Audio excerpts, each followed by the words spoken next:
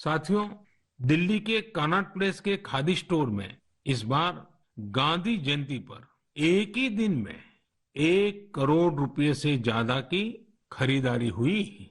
इसी तरह कोरोना के इस समय में खादी के मास्क भी बहुत पॉपुलर हो रहे हैं।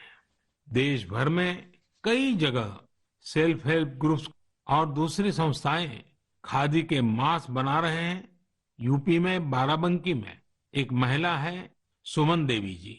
सुमन जी ने सेल्फ हेल्प ग्रुप की अपनी साथी महिलाओं के साथ मिलकर खादी मास्क बनाना शुरू किया। धीरे धीरे उनके साथ अन्य महिलाएं भी जुड़ती चली गई। अब वे सभी मिलकर हजारों खादी मास्क बना रही हैं। हमारे लोकल प्रोडक्ट्स की खूबी है कि उनके साथ अक्सर एक पूरा दर्शन जुड़ा होता है। मेरे प्यारे देशवासियों, जब हमें अपनी चीजों पर गर्व होता है तो दुनिया में भी उनके प्रति जिज्ञासा बढ़ती है। जैसे हमारे आध्यात्म ने, योग ने, आयुर्वेद ने पूरी दुनिया को आकर्षित किया है।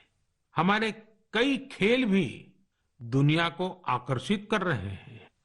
आजकल हमारा मलखम्ब भी अनेकों देशों में प्रचलित हो रहा है।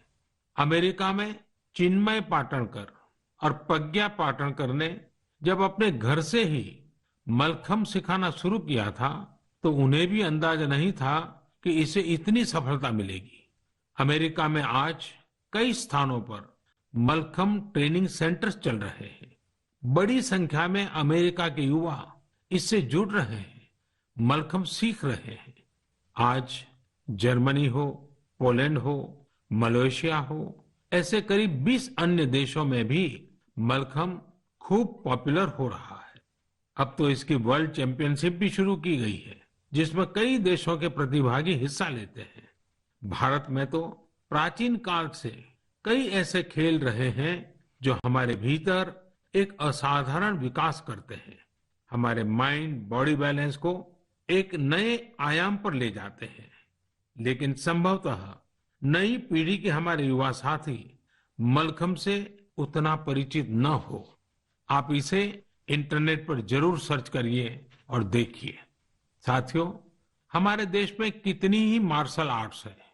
मैं चाहूंगा कि हमारे युवा साथी इनके बारे में भी जाने, इन्हें सीखें और समय के हिसाब से इनोवेट भी करें।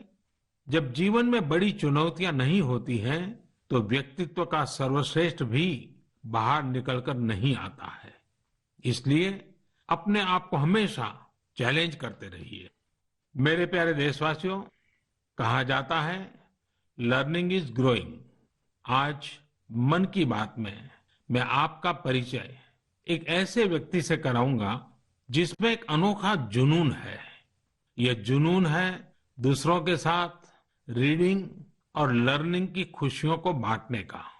ये है पोन मारियप्पन।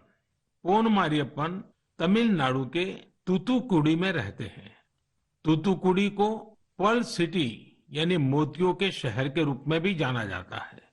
यह कभी पांडियन साम्राज्य का एक महत्वपूर्ण केंद्र था। यहाँ रहने वाले मेरे दोस्त पोन मारियप्पन हेयर कटिंग के पेशे से जुड़े हैं और एक सैलून चलाते हैं। बहुत छोटा सा सैलून है। उन्होंने एक अनोखा और प्रेरणादायी काम किया है। अपने सैलून के एक हिस्से को ही पुस्तकालय बना दिया है। यदि व्यक्ति सैलून में अपनी बारी का इंतजार करने के दौरान वहां कुछ पढ़ता है और जो पढ़ा है उसके बारे में थोड़ा लिखता है तो पोन मारियप्पन जी उस ग्राहक को डिस्काउंट देते हैं। है ना मजेदार? आइए तूतुकुड़ी चलते हैं, पोन मरियप्पन जी से बात करते हैं। पोन मारियप्पन जी, वणक्कम, नल्ला इरकिंगड़ा। மாண்புமிகு பிரதமர் ஐயாவுக்கு வணக்கம். माननीय प्रधानमंत्री जी नमस्कार। वणक्कम वणक्कम। உங்களுக்கு இந்த லைப்ரரி ஐடியா எப்படி வந்ததா? நான் 8ஆம் வகுப்பு தான் படிச்சிருக்கிறேன். மேற்கொண்டு எங்க குடும்ப சூழ்நிலை காரணமா படிக்க முடியல. எனக்கு படிச்சவங்களை பார்க்கும்போது எனக்குள்ள ஒரு வருத்தம் இருக்கும். நாமளும் ஒரு நூலகத்தை உருவாக்கி வாழ்க்கையை படிக்கணுங்கிறதுக்காண்டி இந்த ஒரு முயற்சி எடுத்து நான் பண்றேன். मैं 8वीं कक्षा तक पढ़ा हूँ। उसके आगे मेरी पारिवारिक परिस्थितियों के कारण मैं अपनी पढ़ाई को आगे बढ़ा न सका। जब मैं पढ़े लिखे आदमियों को देखता हूँ तब मेरे मन में एक कमी महसूस हो रही थी। इसलिए मेरे मन में ये आया कि हम क्यों न एक पुस्तकालय स्थापित करें और उससे बहुत से लोगों को ये लाभ होगा। यही मेरे लिए एक प्रेरणा बनी। உங்களுக்கு எந்த புத்தகம் பிடிக்கும்? எனக்கு திருக்குறள் ரொம்ப பிடிக்கும். मुझे तिरुकुरल बहुत प्रिय है। ஓ உங்ககிட்ட பேசியதில் எனக்கு ரொம்ப மகிழ்ச்சி. நல்வாழ்த்துக்கள். எனக்கும் மாண்புமிகு பிரதமராயிட்ட பேசுறது ரொம்ப ரொம்ப மகிழ்ச்சியாக இருக்கிறது. मैं भी माननीय प्रधानमंत्री जी से बात करते हुए अति प्रसन्नता महसूस कर रहा हूँ। அகைன் நல்வாழ்த்துக்கள். நன்றிங்க ஐயா. धन्यवाद प्रधानमंत्री जी। Thank you.